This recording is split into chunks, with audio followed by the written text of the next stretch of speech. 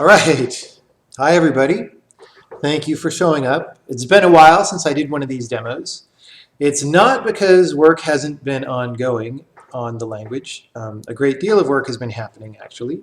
But a large part of it has been about actually developing non-trivial application software in the language to make sure that the features as demoed so far are working, things are robust, and to give me a clear picture of what will be a good idea to add.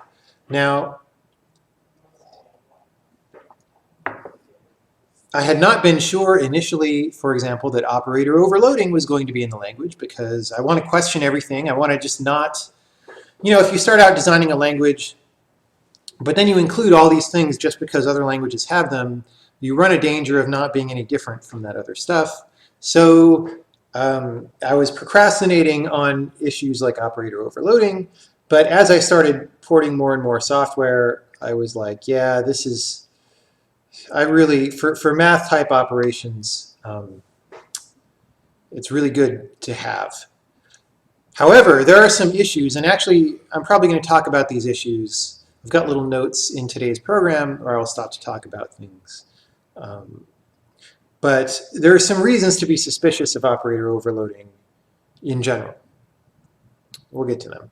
But first, let's just look at what we're doing today. As always, I've got a program.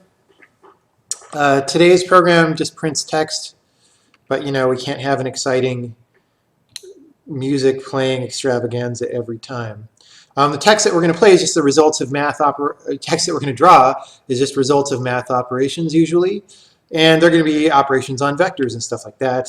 If you're not a game programmer, if you're here in a C++ person, when I say vector, I mean an actual vector, like a mathematical vector, right? Not this weird C++ Java idea of a vector, which is like an array, right? So array means array, vector means vector. A vector 3 is a three-dimensional vector like you might use to represent objects in space. And we've had vector 3s for quite a while, and we've done stuff with them, but usually we've used procedure calls, right? So if you want to take the dot product between two vectors, you had to say dot, right? If you take the length, you say length. If you wanted to cross product, you'd say cross, right?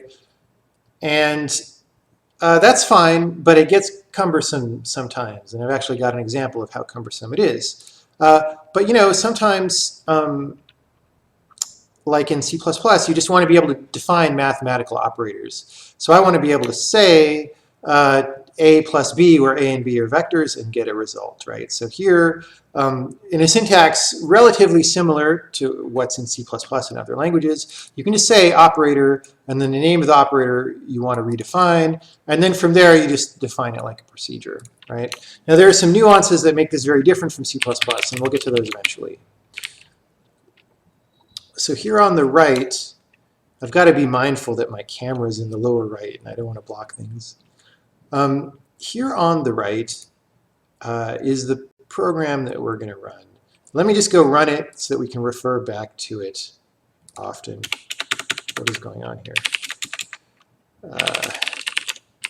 Demo operator overloading. All right, so it prints a bunch of stuff. This is, you guys can probably read this, but I'm going to try and make it bigger. Didn't they say how they made this console really good for Windows 10? I just resized it, and I'm looking at a completely black screen.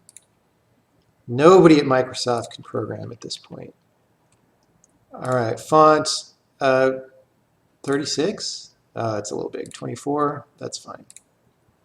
Right.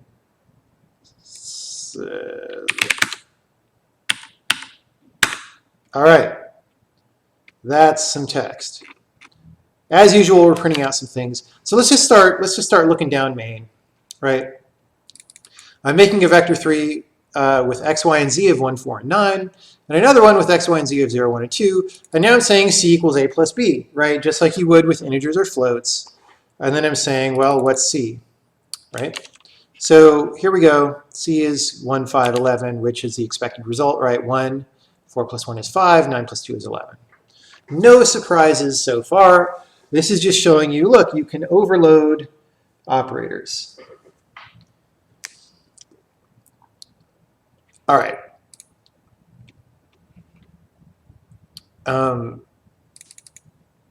So now we've got a slightly more involved thing. I'm saying D is, A times 10 plus B times 5 plus C. And that's basically the same thing as we just did. It's just got more terms. And, these are like integer literals, although in this programming language, these aren't really considered to be known to be integer. They're like they're an unsolidified type is sort of the way I think about it, right? But therefore, they can get promoted to float just if you do a multiply like this, right? Because we didn't define, when you said operator, I haven't gone to times. We say operator times here, and the argument's a float, right? So we didn't define times for int, so int has to be promoted, and it does get promoted in this case, just like with any procedure call ever. And the thing is, all of these operators that we're looking at just get desugared into procedure calls, right? So this gets invisibly rewritten into nested procedure calls. And we'll talk later about why that's important.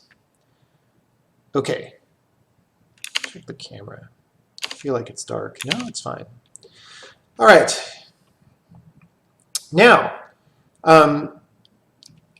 nuisance number one in C++ is that for operations that are symmetric, you always have to define them twice. You don't have to do that here. So in my operator times, I have this keyword symmetric here.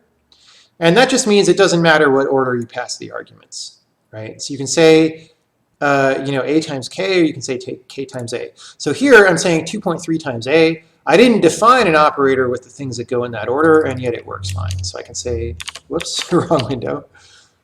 So we say E is this, right? And that's 2.3 times, A, which we didn't print. But, 1 times 4 times 9. 1 by 4 by 9 times 2.23. And of course, then once that's implemented, that works with everything. So here we've got lerp, which is a very common, if you're a game programmer, you know what this is, or you're not a very good game programmer. It's a linear interpolation function.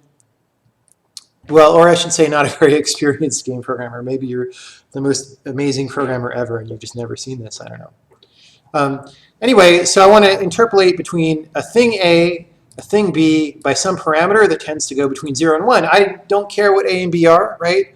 And I'm going to say A times 1 minus S plus B times S, right? So if S is 0, then we get A. And if S is 1, we get B. And if S is in between 0 and 1, we get a value in between A and B, right? Very, very common, very well understood. And here we've written it generically, so it takes any type, these types must match, and it returns something of the same type. This is all you need to do in this language to do this. And now, of course, this will work on anything that implements these operators, right? So that's, again, very similar to something you would see in another language. This is just our version of it. I happen to like that it's very tidy and very easy to understand when you write it down. And again, if you didn't necessarily understand the motivation behind operator overloading, if you were like, well, I'm not sure, maybe I want to just write plus as a procedure and plus my vectors and stuff. Even if you didn't find that cumbersome in cases like I'll show later, a motivation for it is that then you can have a generic procedure like this and use the same operators on everybody, right? As long as these operators make sense, which is a catch, right? If you know enough math, you know that this, operators that work on vectors don't necessarily make sense in the same way for things, different things. Okay. So here we're just testing lerp. We're going to lerp between our first two vectors by halfway between them, and that's f. And then we're going to lerp between the scalar 10.0 and 20.0 by the same amount, and that'll be y. And so, f is, what was f? Halfway between a and b.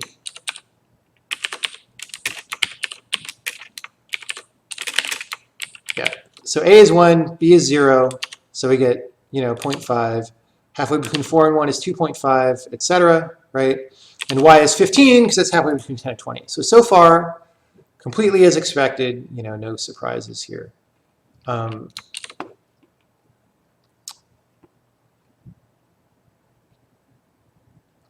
All right, and just to show that all this makes sense, we're going to do the same thing on vector 4s.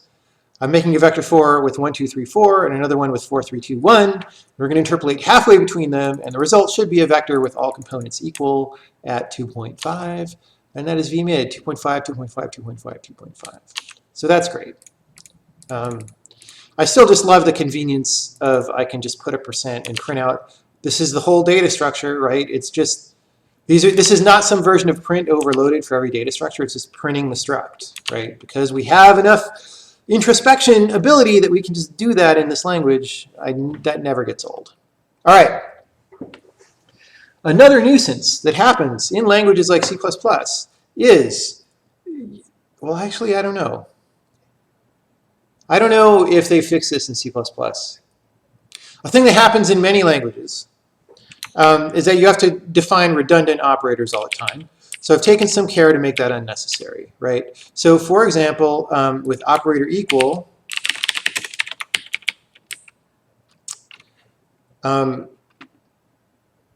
we tend to have operator equals versions of all these operators, right? So there's a times equals operator that means multiply and assign. There's a divided by equal. There's a plus equal. You know all these if you program. I didn't define one for vectors. Right? I just defined operator times. If you don't define a times equal, it'll just use it. It'll just use operator times and then an implicit assignment on top of that. So here, let's just show that that works. We have a times equals -1, and we print it before and after, and we will say, where is it? Where is it? It's up here, right? So before times equals a is 149, and after it's -1, -4, -9. Now, for efficiency purposes, you may want to define times equals, and if you do, it'll get used. So down here, commented out, I have a times equals that takes a pointer to the vector and the factor, right? And I'm going to print inside that so that you know it's being used, and then I'm going to do the multiply. Right? So in this case, it'll override the implicit assignment that it's doing, and it'll just call this. So someone's asking if I could make times implicit and times equals the default, or if that could be, the compiler could figure that out. That seems a little weird. I mean, you could do that. The compiler could do that. Maybe actually, if we decided that that was the most performant way to do things, then maybe that should be the default the other way around. It's a good point. But that's not the way I've done it so far. Anyway, so now if we go up here to this part, we say here's before, and now it says this is a user-defined times equals operator, and there's after. So you can see that it's actually using the times equal that we gave it. But again, if we comment this out and run it again, now it will no longer print that thing, right, because it's using times. So this is cutting down on a great deal of the tedious boilerplate that you tend to need to do in a lot of languages when you start defining data structures, right? Maybe you want to define times equals later on for performance purposes, but you shouldn't have to do that just to implement a working program, right? So, and then maybe you never care about performance, or maybe, in fact, it's not actually any faster. It might not be any faster, depending on what your optimizer does. Now, you'll notice this whole time that all these operators are defined with what I will say the normal data types that we've already had available, right? So I've got, for operator times, I'm just passing a as an argument. Operator times equals, you get a pointer, right? Assigning operators give you a pointer to the value, and non-assigning operators give you the value. Now, the reason why I do this is because the calling convention in this language so far, my plan for it is a calling convention that I think of as probably by reference, right? By which I mean, you know, anytime that you write a procedure and you take an argument where you just say a is a vector 3, it's probably being passed by reference, because that way you don't have to worry about the size of what you're passing. And you get rid of all this complexity in C++ about when to define things as reference and constref arguments versus pointer or by value, right? So by default, the equivalent calling convention, by default, the calling convention in this language is the equivalent of C++'s constref, right? If it's larger than a register, or if it's larger than 64 bits. If it's 64 bits, it's just by value, right? And then all parameters are immutable, so if you want to change one, you have to copy it. And that seems to me to be working very well so far as a programming paradigm. The reason parameters are immutable is because you don't want to accidentally change one and then create a bug where the caller's value changed and he didn't expect it to change, right? So far that's pretty good.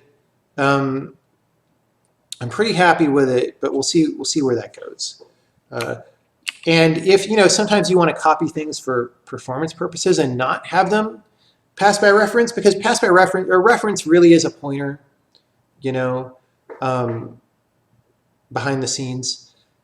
And if you're chasing pointers too much, you can have bad memory locality. So the reason I say probably by reference is there's probably going to be ways to specify, no, when you call this procedure, actually copy the argument locally onto the stack or whatever, right? That's a little bit of an aside, but I want to explain that because if you're familiar with C++, then you're used to seeing refs and double refs and everything all the time. And that does not exist here, and hopefully none of it will be necessary. Hopefully none of the move semantic stuff will be necessary or anything. And there's reasons for that too, and it all just has to do with calling convention. We can maybe get to that some other time. All right.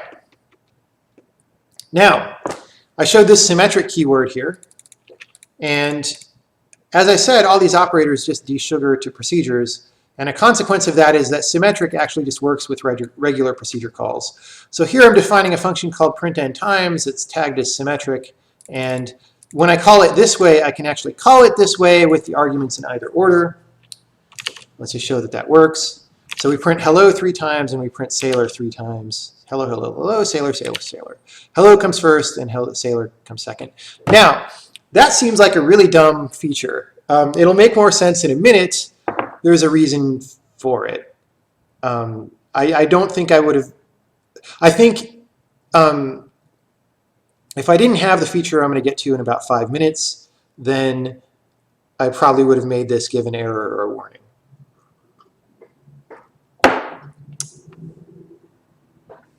Yes, symmetric only works with 2 argument procedures. If you try to use it on something with a different number of arguments, it will complain. Okay, so now we do detect ambiguity. So here's a procedure called polynomial, right? It would just, you pass it 2 floats. This is going to be the dumbest possible case, but I just want to illustrate the point. You pass it 2 floats, and it just evaluates something and returns that value. And so we evaluate that and say result is whatever. Where are we now? Result is 46, right here. Can you see my mouse pointer? I kind of don't know whether to highlight things or... Anyway, result is 46. So we can uncomment this symmetric here, and provided that I haven't broken the compiler lately, it'll give me an error. Yeah. So say, hey, there's an error in this symmetric call. Type checking succeeds with both argument ordering, so we don't know which to use, right? I'm trying to be very plain speaking about what's going on when the compiler knows what's going on, so that it's very easy to find errors. So in this case, again, we've got 2 integer literals that are getting promoted to float, but it could be 3.5 or 5.3, and the compiler doesn't know, so it'll tell you it doesn't know, rather than letting you just blindly make a mistake like an 80s or 90s style compiler, or like a modern day JavaScript program, or Lisp program. Burn, sick burn. All right. So there's that. Now, why do we do that? Like I said, that's a little goofy. Here's the thing. Operator overloading gets a bad rap because of things that have happened with it historically, right? So, when operator overloading first went into C++, there was weird stuff where, one of their first examples was like overloading this thing for like IO streams, which is goofy and weird and really annoying. But then also in games, we had things where people would like start overloading operators all the time. So they'd overload times for vectors. So you'd have like a times k. But you'd also have a times b. And maybe that meant dot product, and maybe that meant cross product, and you like never really knew. But it matters a lot because those products are really different, right? Or maybe people did this for cross product, which is a little easier to understand. But then the precedence is a little weird, and you can get confusing precedence problems and whatever. So what I decided was, let's do this experiment where you can use arbitrary identifiers as operators, right? So you can write procedure calls infix instead of prefix.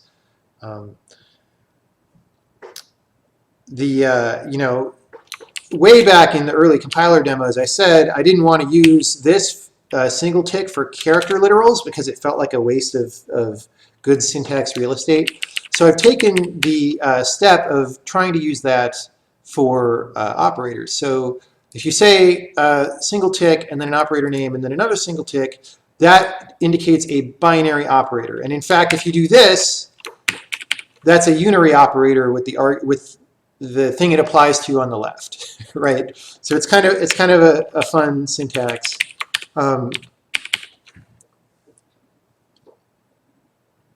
Anyway, let's go through the examples, right? So let's run it again, make sure I fixed the program. All right, so we said G is cross of A, comma B plus C, and H is A cross B plus C, right? This is more the way you would write or read it in math notation, and this is the way that you would traditionally write it. I'm just illustrating here that both of those give you the same result because they're doing exactly the same thing, right? All right, so now why do I think that this is an idea? Well, there's a few reasons.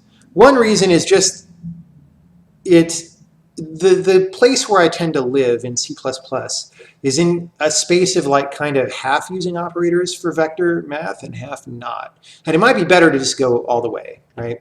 So to illustrate this, let me just show, I'm going to write the same routine 3 times. This is orthonormalizing a couple of vectors. So you've got 2 arbitrary vectors, which hopefully are not collinear. And you want to generate an orthonormal basis. So you might call this function to give you A and B, and then you might cross product those to give you the 3rd dimension or whatever, right? Now, in the old days, I was actually anti-operator overloading because I'd seen so many dumb examples of operator overloading that I decided, in the early to mid 2000s that I was not going to use it because it was terrible. So I tended to write everything like this, and I think this is the way Sean Barrett still does everything. And I also believe in being very explicit about what my routines do. So you want to normalize the vector. A, the first result vector A is just going to be the normalized version of this vector. But normalization has a singularity in it, right? Like if your vector is 0 length, you don't know what to do. So there's always 2 choices that make sense. One is if you try to normalize a 0 vector, you can return the 0 vector.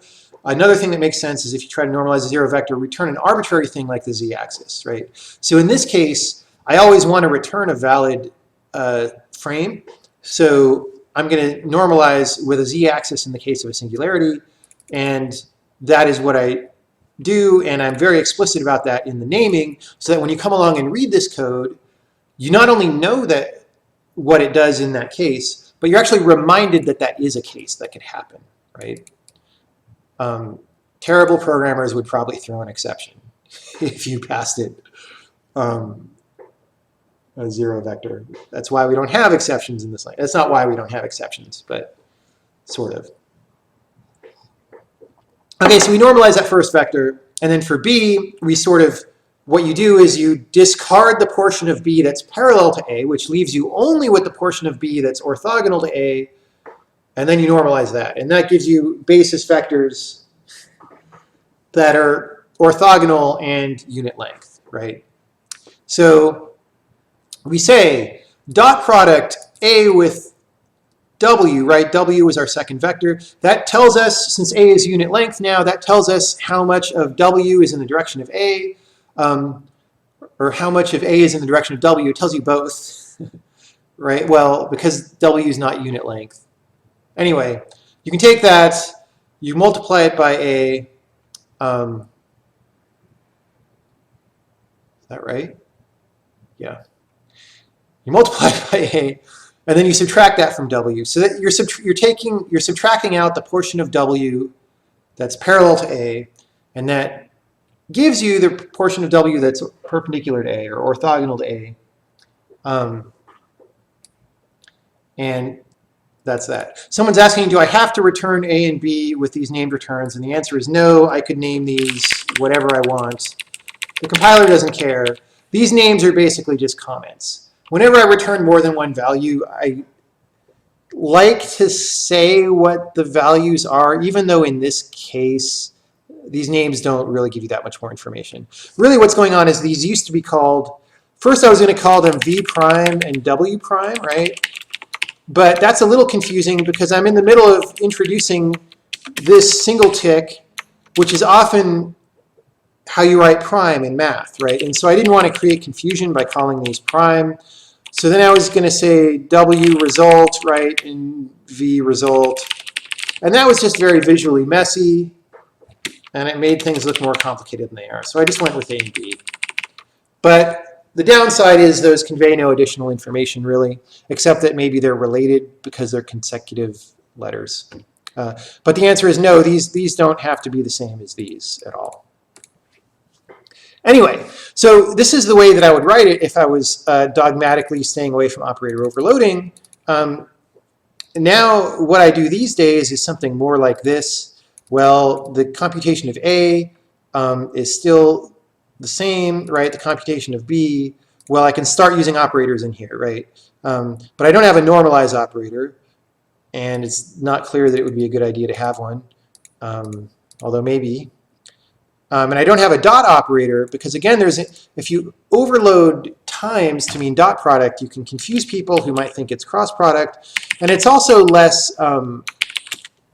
It's also just less clear. If I overloaded times to mean dot, right, then you end up with this, which is not, like suddenly you have a problem because if you do this, you have a scalar result, right? Because it's A dot A times W. And if you do this, you have a vector result because it's, wait.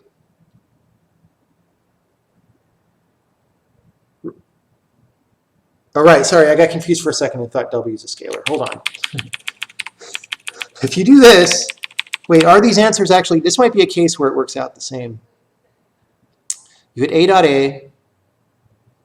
No, because A dot A is 1. You just get W if you evaluate it in this order, right? Because A dot A is 1 because A is unit length. So you just get 1 times W. So this turns out into 0. So B always turns into the 0 vector if you do things in this order, right?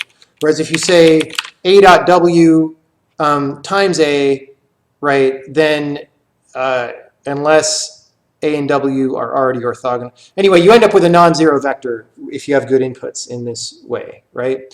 However, it doesn't look like that. Like these look like the same operation. And that's very confusing, which is why it's a bad idea, even if it kind of makes sense in your head, to individually overload that operator for both of those things.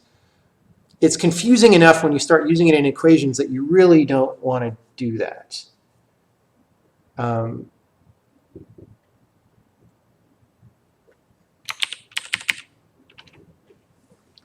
So people are asking me irrelevant questions right now. Whatever. I'm going to move on.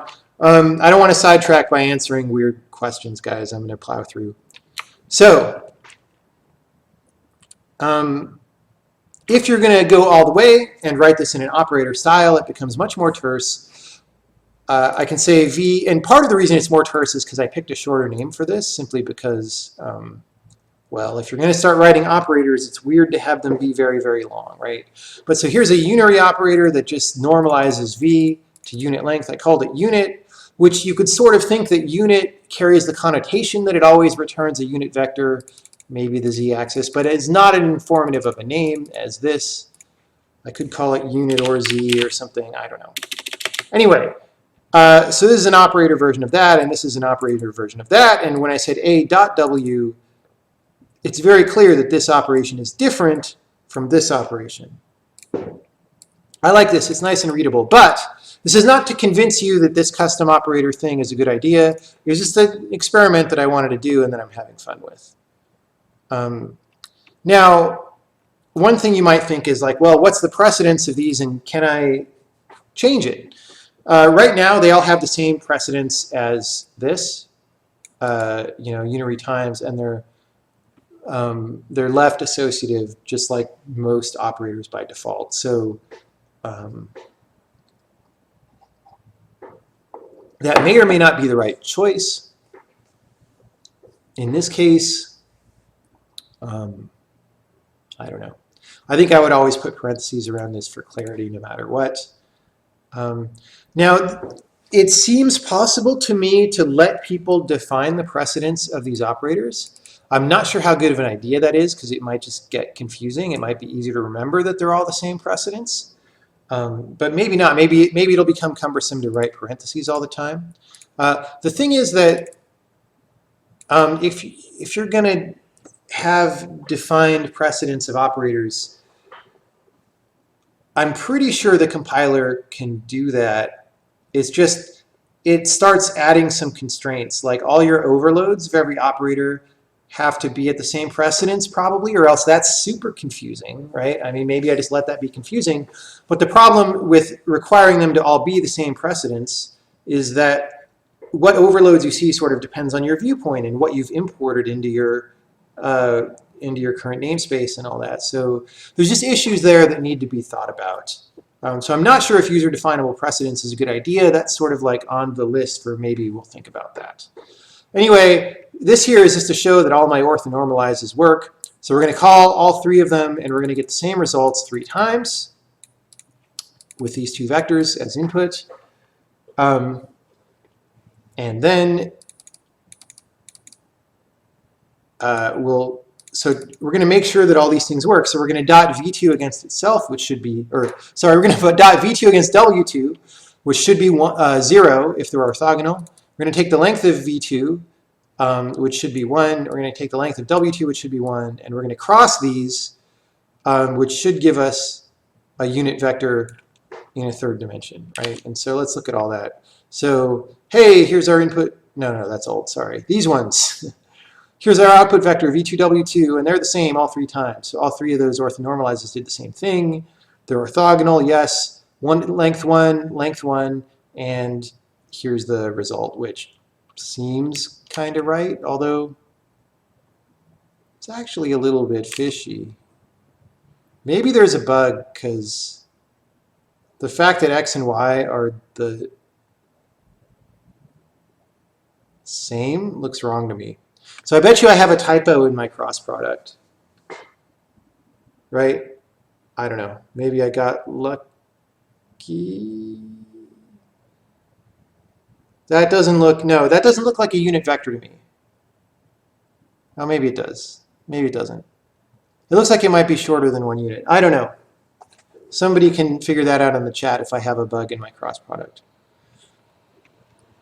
Okay.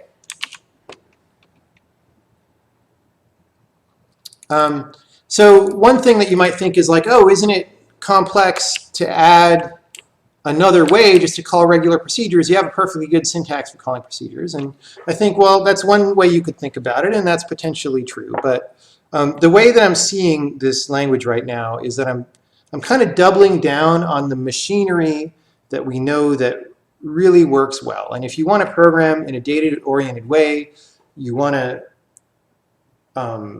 write programs that are fast, you don't want to get bogged down in objects, right? If you want to write programs that are versatile or code that's reusable, you don't want to get bogged down in objects, right? So you get rid of all that complexity that goes into objects in other languages, and that frees up your complexity budget to apply it to other areas. And so I'm spending a little bit here to introduce this other notation for writing procedure calls that might be convenient sometimes. And you know, when I look at this, I happen to think like, oh, that looks a little lispy to me, you know, and this is slightly lispy, and so this is maybe just not lispy, right? So maybe we're just going to the end of that continuum. Someone says that vector is a unit vector, but who knows if it's the right one. If it's unit, it probably is right. I don't know. I'm freaked out by the fact that those coordinates are the same. Oh, you know what? Is it because there might be, I don't know. I don't know. I'm not going to spend time thinking about it. Let's not digress. Okay. So let's talk about some other operators. Those were math operators. Let me, before we go on.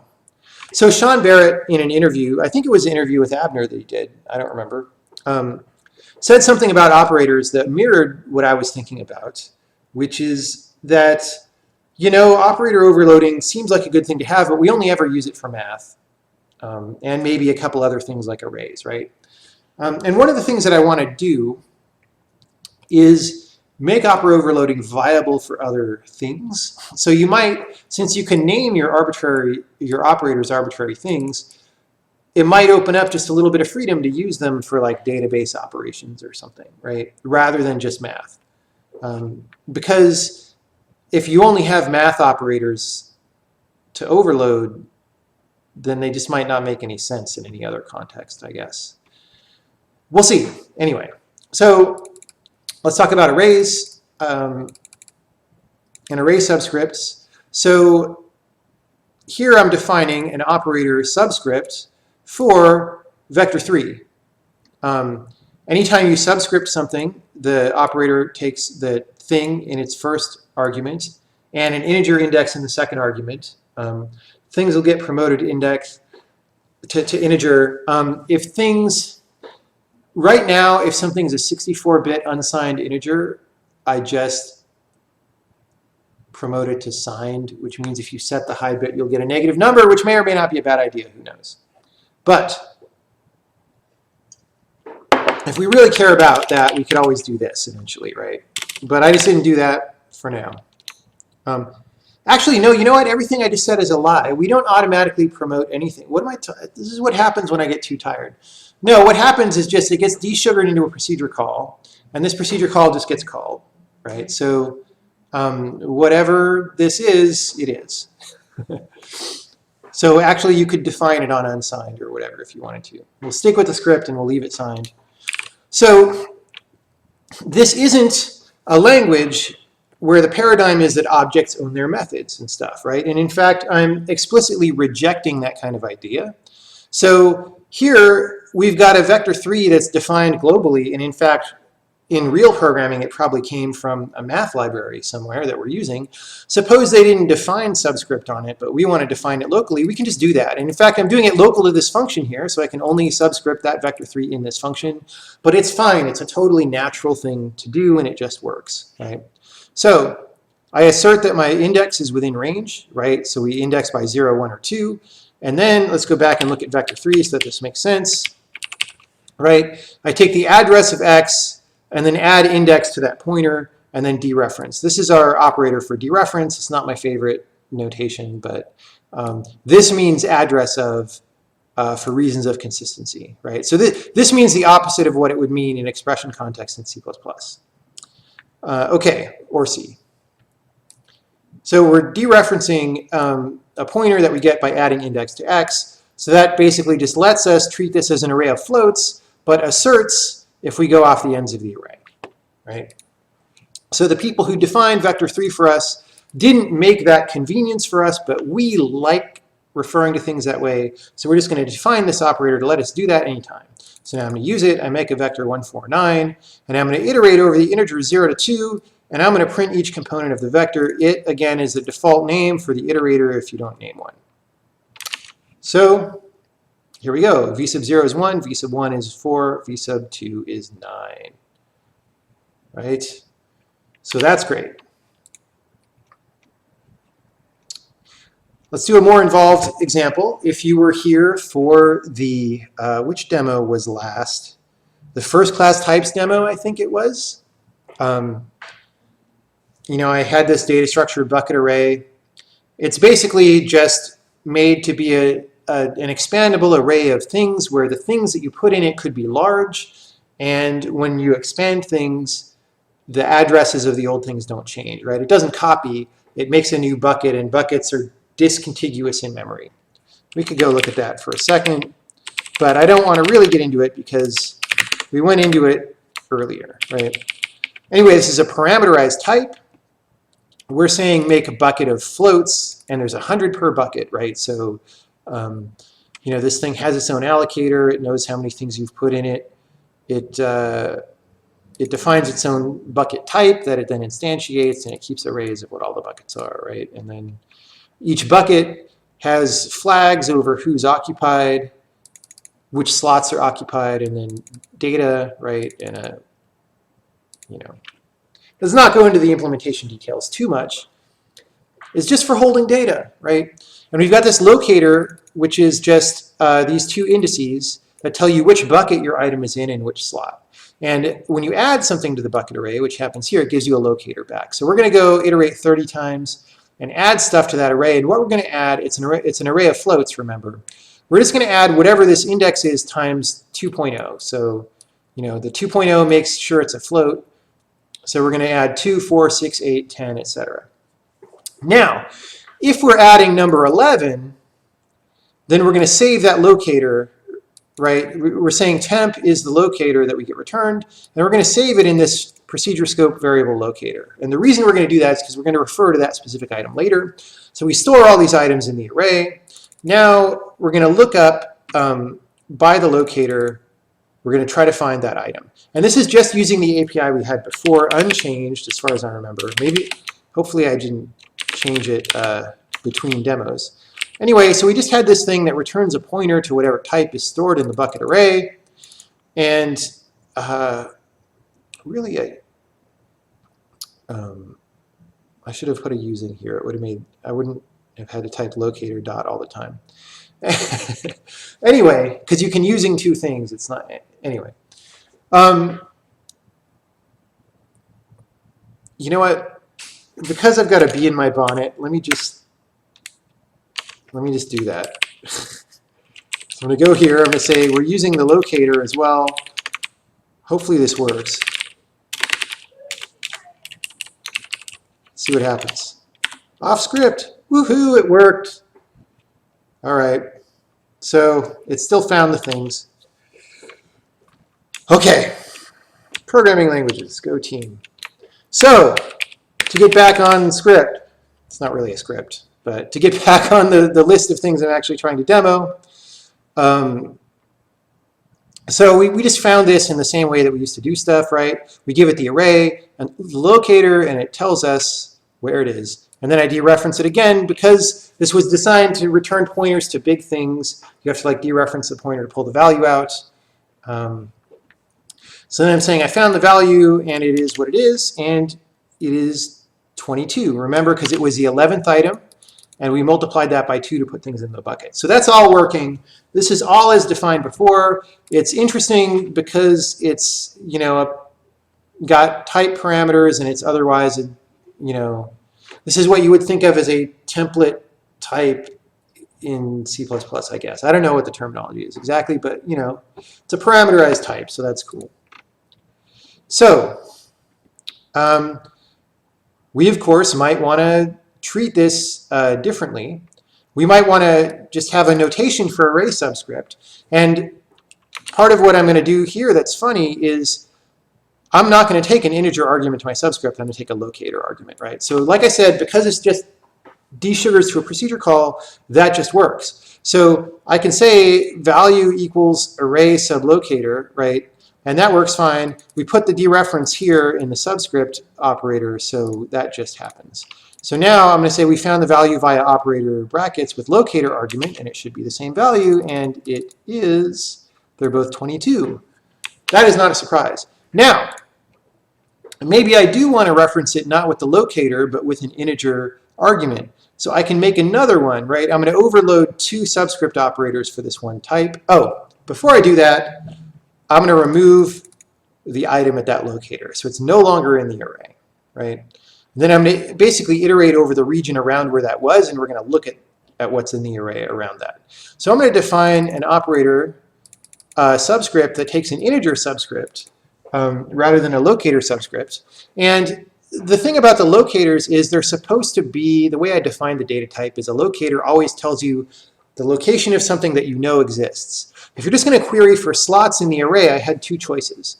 One is that the query could be a search that like goes over every bucket, and like the index could tell you how many things are in the bucket and sort of skip over the fragmentation internal to the buckets and skip those slots, right? But that turns it into at least a little bit of a search. I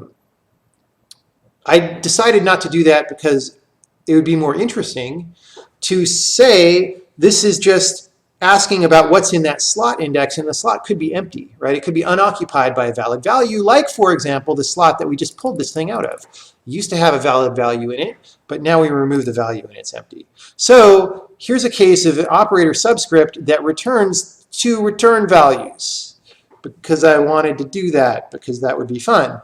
So we basically say, oh, here's the bucket index is whatever index divided by items per bucket, because every bucket has the same number of items. And then the slot index within that bucket is mod the items per bucket. Very common programming pattern if you're a programmer. If it's out of range for some reason, if you passed us bad input, we're going to return a dummy value and false to say we didn't find it.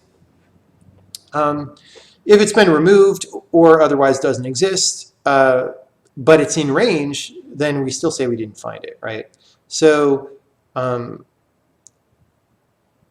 you know, we grab the bucket, and if that bucket's occupied flag for that slot is not set, then we return false. Otherwise, we did find it, so we return the data and true, right? So that's a pretty straightforward operator. It's longer than it might otherwise be because of error checking, right? And because of the returning false for things that don't exist, but it's a pretty simple logic, right? So here we're going to iterate over items 8 to 12. And we're gonna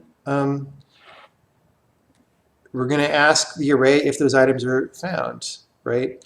And actually, so the locator that we're gonna look at is actually index 10 in this, even though it was index 11 up here. And the reason is because we started adding things at 1 here. So 1 maps to 0 and 2 maps to 1, etc. Maybe I should have changed that to be less confusing. Anyway, we're looking at this region from 8 to 12, and we're going to subscript this array and get 2 values back, and we're going to say what we find, right? So 8 has 18 and it's true, and 9 has 20 and it's true, and 10 has 0 and it's false, and 11 has 24 and it's true, and 12 has 26 and it's true. So that's exactly what you would expect.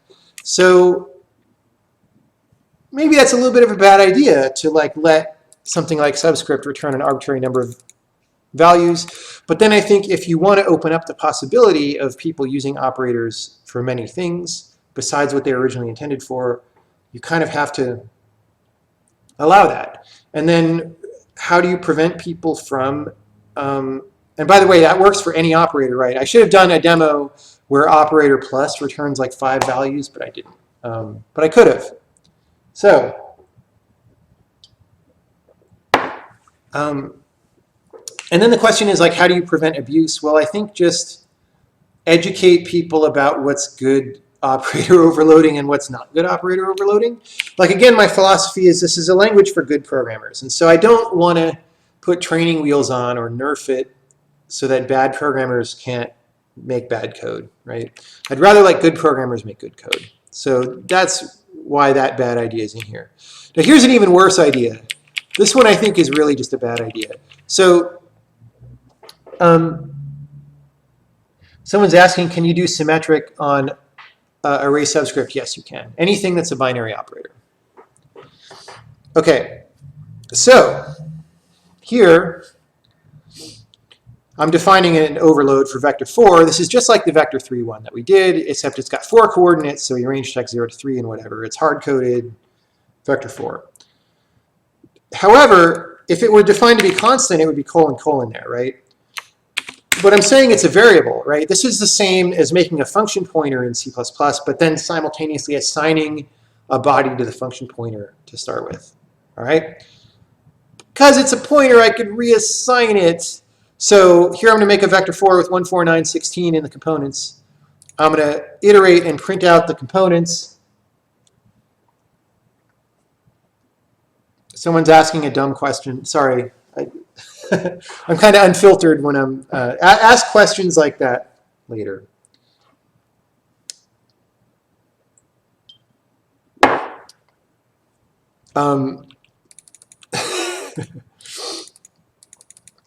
So I iterate over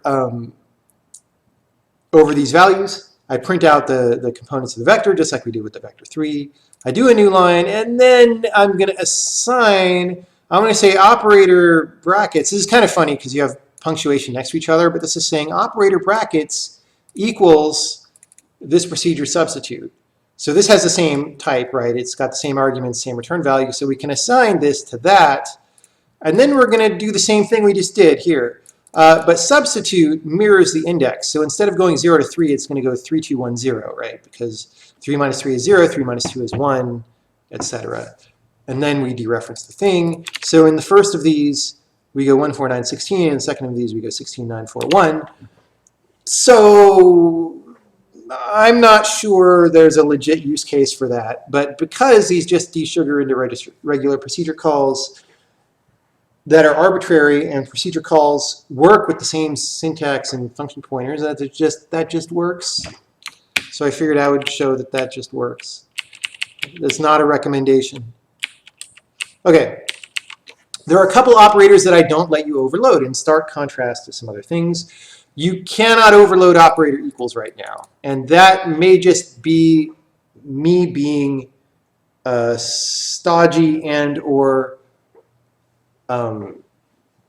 stubborn, but I really like the idea of equal meaning an assignment that is a memory-to-memory copy, because I know what's happening. Like as soon as I'm in a C++ code base where just bananas things happen when you assign or copy a value, like I hate life as soon as that happens. So I don't want to program that way. So if you try to overload operator equal, it will not let you. So if you want to have a standard way to do a high-level copy of things, then define a copy procedure maybe, right? I also don't let you overload dot, and the reason for that is less dogmatic. It's just because I kind of don't know how certain things would work if you overload dot. I need to think about it, right? The other thing to discuss is operator parentheses is not implemented yet. That would be how you call procedures in C++ or something on a thing, right? And it's just, I haven't thought enough about it, and I felt like I had enough to demo and talk about before that was done. So that's not done. I want to do it because that's like how you do user-defined lambda type things in C++ and other languages. Now, I'm thinking of disallowing subscript notation for pointer math, right? So if you have a pointer in C or C++, you can subscript it, or you can add to it and dereference. Now the problem with the subscript is that it's very easy to make a mistake, and I do this in C++ sometimes, where if you have an array type, and you want to use operator subscript on your array type to get an element out, but you passed a pointer to the array, then if you don't forget to dereference the pointer to the array first, then you're like subscripting the pointer to the array and not the array. And that's a common error, and I think that that error may be even more prevalent in this language because we use the same operator, we use dot to dereference both pointers and structs.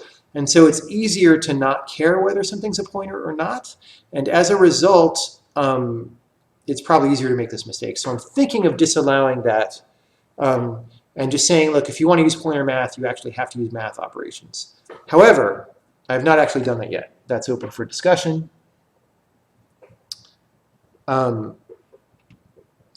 I already mentioned we're doing all this without explicit references on the user side, and my hope is to keep that way. Of course, there's always a performance concern. If it turns out we can't make the performance work, then we might start adding that stuff. But I hope to do without it because there's just been a nasty explosion in the C++ spec of different things, L values and P values and W values and XYZ PDQ values. There's too many freaking values, types of values now. It's bananas. So I don't want to get into that hell, and hopefully we will avoid it. I think it's mostly a matter of picking a good calling convention. A lot of the reasons why that stuff happened to C++ is historical. Now, this is maybe not completely related to what I've been talking about. In fact, I'm going to skip that. This is, we'll talk about it next time. Okay, so now one thing that I get a lot of questions from people about is dot calls. Like, people like dot calls in other languages, right?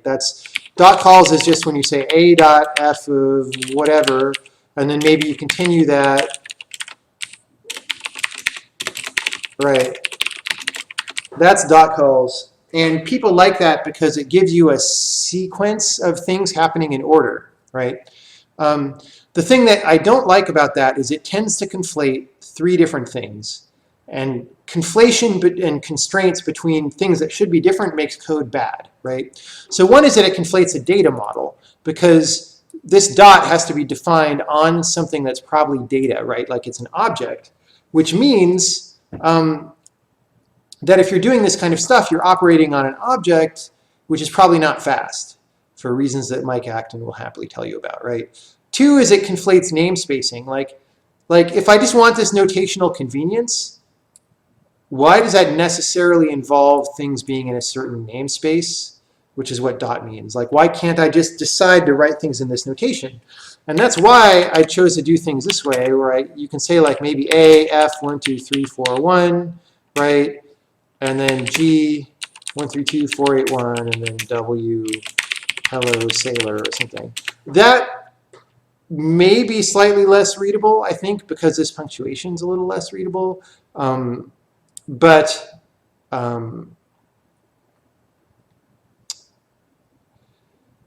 that's also maybe something that syntax highlighting can fix. Note that my Emacs syntax highlighting went haywire here, and things are different colors, which is making it even less readable, and that's because it thinks that single quote is about character literals.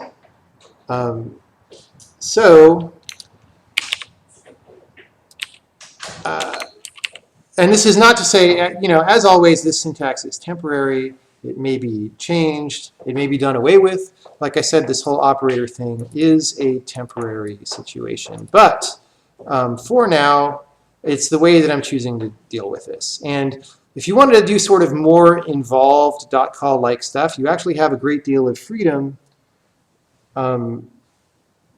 Is the bottom half of the stream flickering for everybody or just for that person? How are things? Hold on. We got to check the stream. It looks fine on OBS.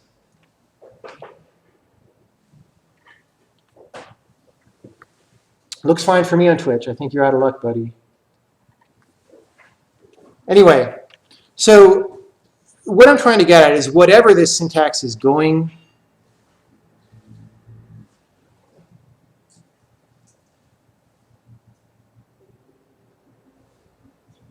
okay, whatever. Sorry if there's flickering. I don't see flickering. It might be just a Twitch bug. Hopefully the posting to YouTube will not have flickering. By flickering, do you mean like every frame or like once every 10 seconds or something? Because I don't see a problem.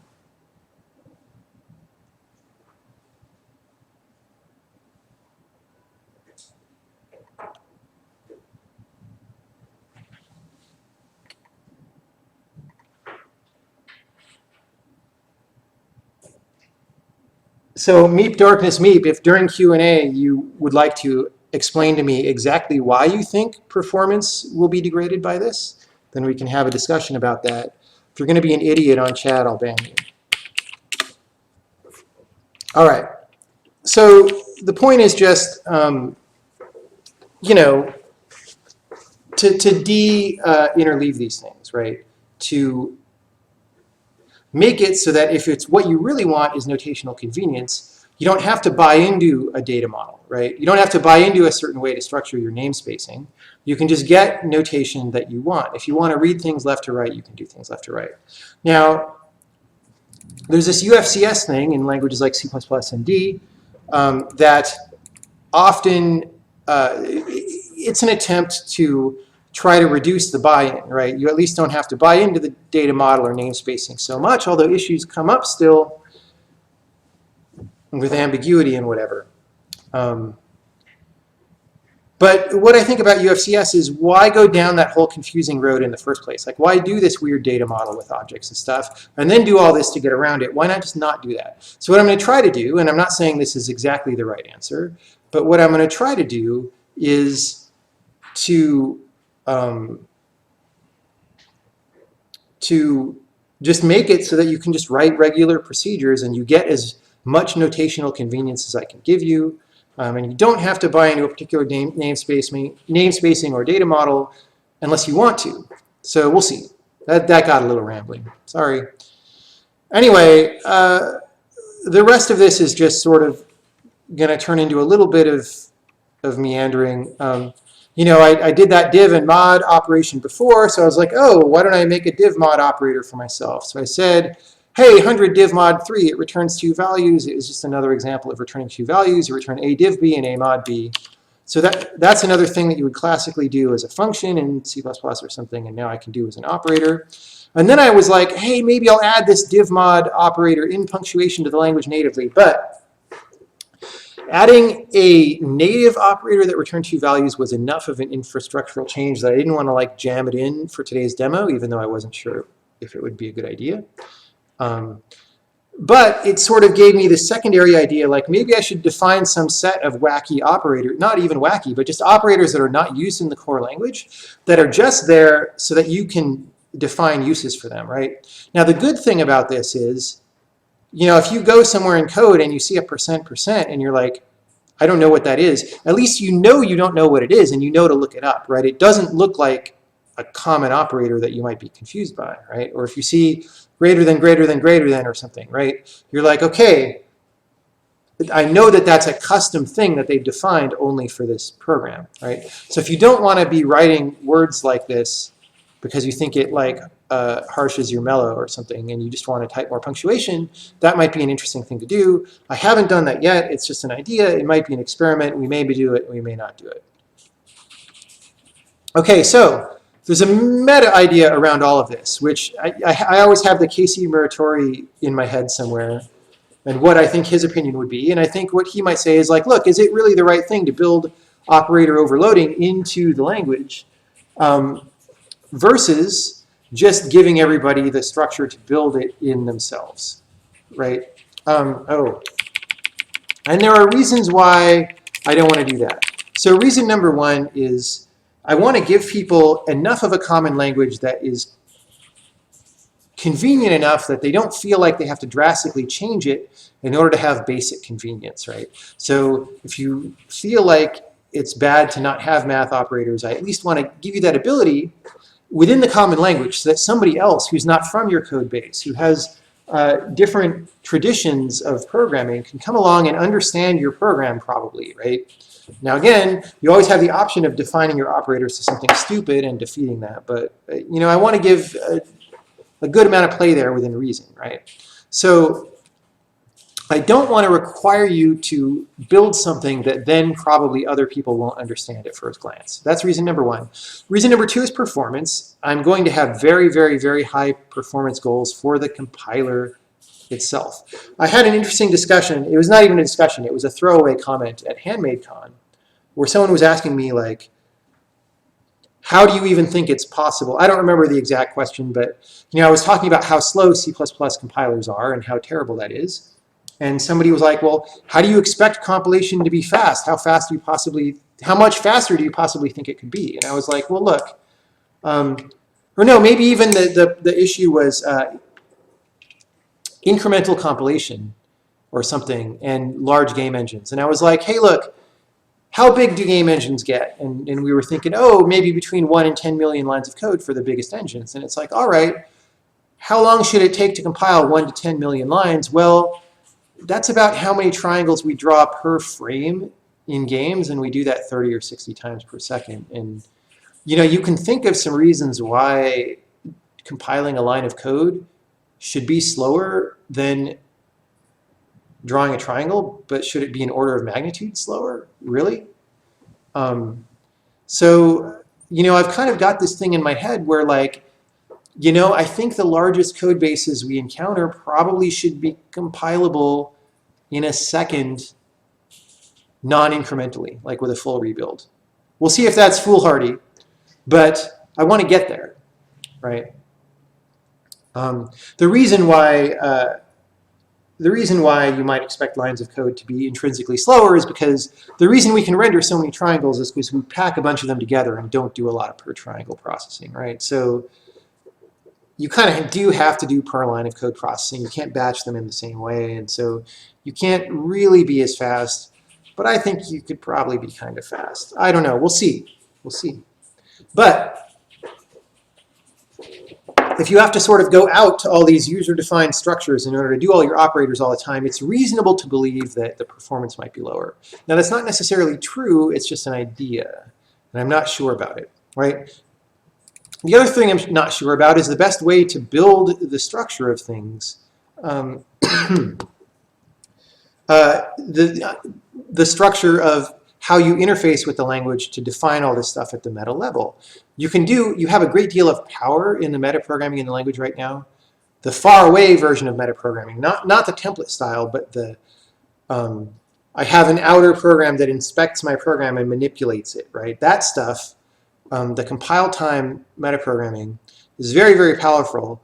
It's also far away from your code at any given moment, so it's less convenient. So built-in operator overloading lets you do things that are more convenient. Now, as I figure out how to make that compile time metaprogramming more convenient for more cases, then it might become natural how to redefine all this stuff, how to take built-in operators actually out of the language, out of the core language, and make them a metaprogramming only thing, which is, I think, what the Casey in my head says is the right thing. But I think we can do that over time as we figure stuff out. We can sort of migrate things from built-in to not built-in as we figure out the right way for them to be. But in the meantime, it's fast for them to be built-in for sure, and it's easy, because you don't have to figure out all these abstraction problems. And that is everything I wanted to talk about today. I'm going to take a short break, and we'll do a Q&A. I hope Heckler Dude, who's talking about how I'm stupid and the language is slow, will be present for the Q&A to explain why he thinks this is slow. Other reasonable questions also invited. I'll be back in a minute.